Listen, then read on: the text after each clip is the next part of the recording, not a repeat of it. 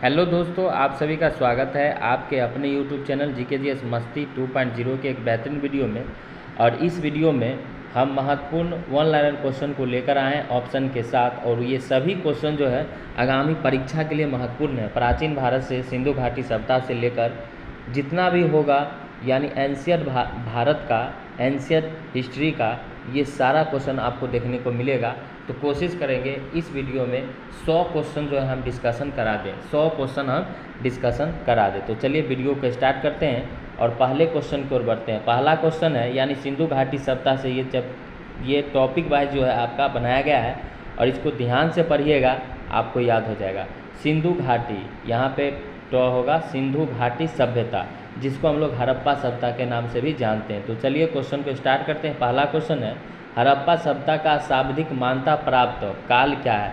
तो यहाँ पे आंसर भी दिया गया है 2500 ईस्वी पूर्व से 1750 ईस्वी पूर्व। ये जो है हड़प्पा सभ्यता का मान्यता प्राप्त काल है। क्वेश्चन आएगा, हड़प्पा सभ्यता का सर्वाधिक मान्यता प्राप्त काल 2500 से 1750। दूसरा क्वेश्चन है, आप लोगों को याद रखना है, सिंधु घाटी की सभ्यता में घोड़े के अवशेष कहाँ से मिला है? तो घोड़े का अवशेष जो मिला है वो सुतकोटदा से मिला है। किससे मिला है? सुतकोटदा से। 4 ऑप्शन दिया हुआ है, 4 ऑप्शन में एक सुतकोटदा 1 नंबर में, उसको याद कीजिएगा। अगला क्वेश्चन क्या कहता है वो देखिए, निम्नलिखित में से किस पदार्थ का उपयोग हड़प्पा की मुद्राओं के निर्माण में मुख्य रूप से किया जाता था? तो ये था टेराकोटा। क्या था?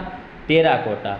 तो किस पदार्थ का उपयोग हड़प्पा की मुद्राओं के निर्माण में किया जाता था? तो टेराकोटा का किया जाता था। ये बात आपको याद रखना है। 4 नंबर क्वेश्चन क्या कहता है, हड़प्पा सभ्यता किस युग की सभ्यता थी? हड़प्पा सभ्यता जो है कांस्य युगीन सभ्यता थी। ये बात आपको याद रखना है। कैसी सभ्यता थी? कांस्य युगीन सभ्यता थी। ठीक है, सारे क्वेश्चन आपको इंपॉर्टेंट मिल रहा है, आप लोग अच्छे से पढ़िए और वीडियो को शेयर भी कर दीजिएगा। ठीक है, अगला क्वेश्चन है, सिंधु घाटी सभ्यता के लोगों का मुख्य व्यवसाय क्या था? तो ये सभी था, व्यापार भी था, पशुपालन भी था और कृषि भी था। तो ये सभी था। अगला क्वेश्चन है, हड़प्पा सभ्यता के निवासी क्या थे? ग्रामीण थे, शहरी थे, खानाबदोश थे, जनजाति थे? तो आपको याद रखना है शहरी थे। ठीक है, चलिए एक एक क्वेश्चन को मैं बता रहा हूँ, आप लोग ध्यान से पढ़िएगा। अच्छा लगे तो वीडियो को शेयर ज़रूर कर दीजिएगा।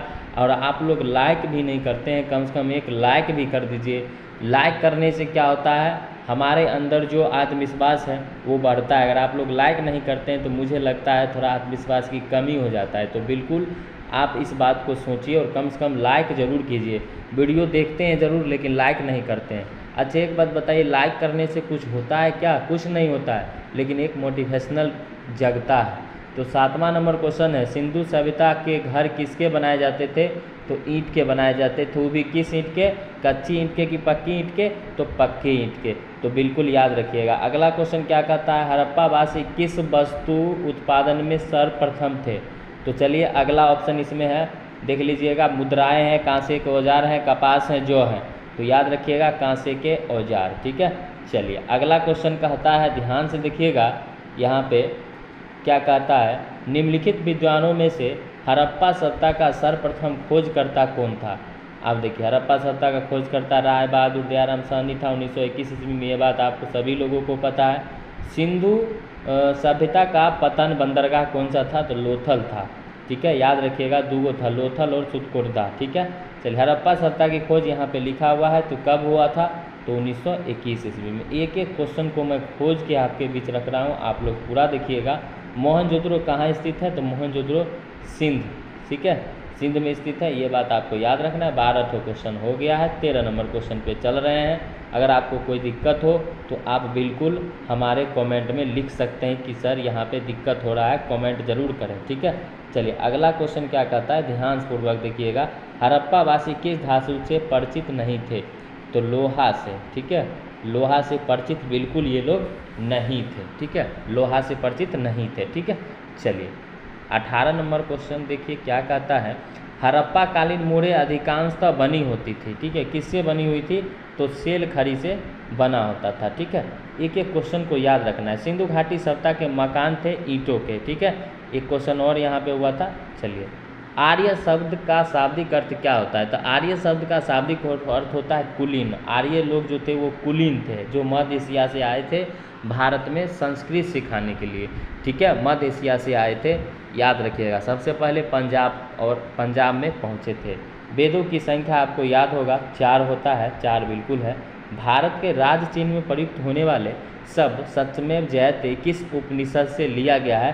तो ये लिया गया है मुंडो उपनिषद से। कहाँ से लिया गया है? मुंडो उपनिषद से। ये बात आपको याद रखना है। ऋग वैदिक आर्यों का मुख्य व्यवसाय क्या था? तो ऋग वैदिक आर्यों का मुख्य व्यवसाय जो था वो पशुपालन था।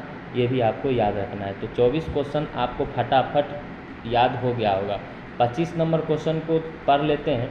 भारतीय संगीत का आदि ग्रंथ किसको कहा जाता है? सामवेद को कहा जाता है। ऋग्वेद जो है सबसे प्राचीन वेद है, ये भी बात आपको याद रखिएगा। गद्य एवं पद वाला जो वेद होता है यजुर्वेद होता है। तो सारे क्वेश्चन को हम आपको पढ़ा रहे हैं। प्रथम विधि निर्माता कौन था? तो प्रथम विधि निर्माता जो था वो मनु था। याद रखना है। ऋग्वेद के किस मंडल में शूद्र का उल्लेख पहली बार होता है? तो ये 10वें मंडल में शूद्र का प्रयोग पहली बार होता है। पुराणों की संख्या 18 है। अस्तो माँ सदमन कहाँ से लिया गया है? तो कहाँ से लिया गया है? तो आप देख लीजिए, सांख्य दर्शन से लिया गया है। निम्नलिखित में किसका संकलन ऋग्वेद पर आधारित है? तो सामवेद आधारित है। चरक संहिता नामक पुस्तक किस विषय से संबंधित है? तो चरक संहिता यहाँ पे आंसर में आप बिल्कुल देख सकते हैं, यह चिकित्सा का सबसे प्राचीन वेद ऋग्वेद है। ये बात बिल्कुल आपको याद रखना है। ऋग्वेद में कुल कितने मंडल हैं? तो ऋग्वेद में 10 मंडल हैं। ये बिल्कुल आपको याद रखना है, ठीक है। चलिए, ऋग्वेद में सबसे प्राचीन नदी किसे माना गया है? तो सबसे प्राचीन नदी सरस्वती को माना गया है। वैदिक समाज की आधारभूत इकाई विश्व था। ऋग्वैदिक काल के उस सबसे प्रधान देवता की पहचान करें जिसकी स्तुति में 250 सूक्तियों की रचना की गई थी। तो इंद्र की 250 और अग्नि का 200। याद रखिएगा, यहाँ पे 250 सूक्त है तो इंद्र का हो जाएगा। अगर सीधे 200 रहता तो अग्नि के लिए हो जाता। ये क्वेश्चन इम्पोर्टेंट है, आप सारे चीज़ को पढ़िए। एक एक चीज़ को मैं बता रहा हूँ। 323 ईस्वी पूर्व में सिकंदर महान की मृत्यु बेबीलोन में हुआ था। ये बात आपको याद रखना है। सिकंदर की पत्नी रेक्सोना, जिसने राजा पोरस को राखी बांधा था, इसलिए बांधा था क्योंकि उनका साथ दे, ठीक है। हाइड स्पीच का युद्ध कहलाता है, सिकंदर और राजा पोरस के बीच हुआ था। ये बात आपको याद रखना है। एक एक चीज़ को मैं बता रहा हूँ। सिकंदर महान एवं पोरस पुरु की सेनाओं में निम्नलिखित में से किस नदी के आमने सामने वाले तटों पर पड़ाव डाला हुआ था? ठीक है, तो ये झेलम नदी। क्या हो जाएगा? झेलम नदी, ठीक। चलिए, नंद वंश का संस्थापक तो आपको याद रखना है महापद्मनंद। कौन था? महापद्मनंद। सिकंदर ने भारत पर आक्रमण किया था 326 ईस्वी पूर्व। ये बात भी आपको याद रखना है। अगले क्वेश्चन की ओर बढ़ते हैं। अगला क्वेश्चन है, मगध की राजधानी कौन सी थी? मगध की राजधानी गिरिवज थी। गिरिवज किस शासक द्वारा सर्वप्रथम पाटलिपुत्र की राजधानी के रूप में चयन किया गया था? तो उज्जैन को चयन किया गया था। 16 महाजनपदों की सूची उपलब्ध है अगुंतर निकाय में। कहाँ है? तो अगुंतर निकाय में। ये बात आपको याद रखना है, ठीक है। नंद वंश का अंतिम सम्राट कौन था? तो नंद वंश का अंतिम सम्राट धनानंद था। कौन था? धनानंद, ठीक है। चलिए, ये बात आपको याद रखना है। किसके द्वारा तृतीय बौद्ध संगति को संरक्षण प्रदान किया गया था? तो अशोक के समय में तृतीय बौद्ध संगति हुआ था। मैं आपको ये बता दूं कि बौद्ध संगतियाँ जो हुआ था वो 4 हुआ था, ठीक है। कितना हुआ? 4। पहला जो हुआ था आपको याद रखना है, क्या याद रखना है? अजातशत्रु। दूसरा याद रखना है कालाशोक। तीसरा याद रखना है अशोक। और चौथा याद रखना है आपको कनिष्क। तो तृतीय बौद्ध संगति अशोक के शासनकाल में हुआ था। एक एक क्वेश्चन को आपको मैं बता रहा हूँ, पूरा पढ़िए ध्यान से। बौद्ध ग्रंथ पिटकों की रचना किस भाषा में की गई थी? तो पाली भाषा में की गई थी। महावीर का जन्म क्षत्रिय किस गोत्र में हुआ था? कैत्रिक गोत्र में हुआ था। गौतम बुद्ध का जन्म स्थान लुम्बिनी। ये भी आपको एक एक क्वेश्चन को मैं बता रहा हूँ, याद करके रखिएगा। अगला क्वेश्चन है, सिद्धार्थ बुद्ध को ज्ञान की प्राप्ति हुई थी बौद्ध गया में। ये बात बिल्कुल आपको याद रखना है। सारनाथ में बुद्ध का प्रथम प्रवचन क्या कहलाता है? तो आपको याद रखना है धर्म चक्र परिवर्तन। क्या है? धर्म चक्र परिवर्तन। ये बात आपको याद रखना है। सर्वप्रथम शून्यवाद शून्यता का सिद्धांत का प्रतिपादित करने वाला बौद्ध दार्शनिक का क्या नाम था? तो याद रखना है नागार्जुन। क्या रखना है? नागार्जुन, ठीक है। चलिए, अगला क्वेश्चन है, दिलवारा के जैन मंदिर का निर्माण किसने करवाया था? दिलवारा के जैन मंदिर का निर्माण किसने करवाया था? तो कुंडल एक मिनट, ये क्वेश्चन फिर से देखते हैं।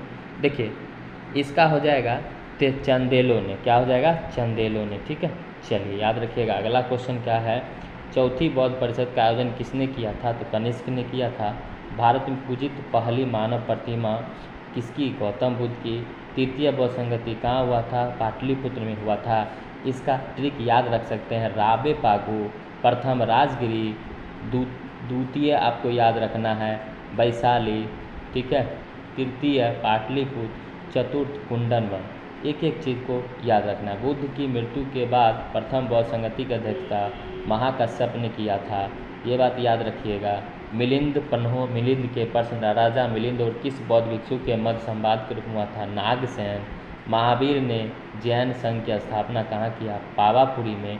जैन साहित्य को आगम कहा जाता है। यहाँ आंसर इस तरह से आपको दिखाई दे रहा होगा, तो बिल्कुल महात्मा बुद्ध किस क्षत्रिय कुल के थे? शाक्य के थे। अब आगे बढ़ते हैं, अगले क्वेश्चन की ओर बढ़ते हैं। इसमें 100 क्वेश्चन हम डिस्कशन कर रहे हैं, फिर अगले वीडियो में हम करेंगे। मौर्य साम्राज्य की संस्थापना चंद्रगुप्त मौर्य ने किया था, और चंद्रगुप्त मौर्य को शिक्षा दीक्षा तो दिया था, चाणक्य दिया था। आपको बिल्कुल एक एक चीज़ को याद रखना है। चाणक्य जो है धनानंद को कहने के लिए गया था कि सिकंदर की सेना व्यास नदी को पार कर रही है, अगर वो नहीं व्यास नदी को पार जैसे कर लेगा तो मगध की गद्दी को वो अपना लेगा।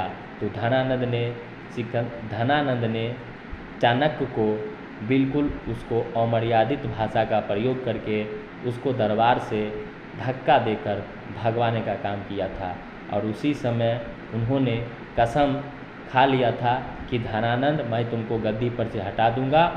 और उसी समय चंद्रगुप्त मौर्य को लेते हैं और चले जाते हैं इनको शिक्षा दीक्षा देने। मुद्राक्षर का लेखक था विशाखदत्त। मौर्य काल में शिक्षा का सर्वाधिक प्रसिद्ध ग्रंथ तक्षशिला। निम्नलिखित में से विद्या का सबसे पुरानी पीठ तक्षशिला। ठीक है, एक एक क्वेश्चन को याद रखना है। चलिए, अशोक ने 261 ईस्वी पूर्व में कलिंग को जीतने के बाद क्या किया था?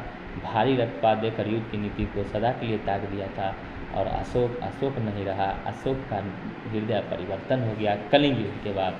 अशोक के अधिकांश अभिलेख किस भाषा और लिपि में है? प्राकृत और पाली। किस ग्रंथ में चंद्रगुप्त मौर्य के लिए विसल निम्न शब्द का प्रयोग किया गया है? तो मुद्राक्षर। श्रीनगर की स्थापना किसने किया? तो अशोक ने किया। तो चलिए इतना ही इस वीडियो में, फिर नेक्स्ट वीडियो में हम आपको इससे आगे भी लेकर आएंगे। जय हिंद।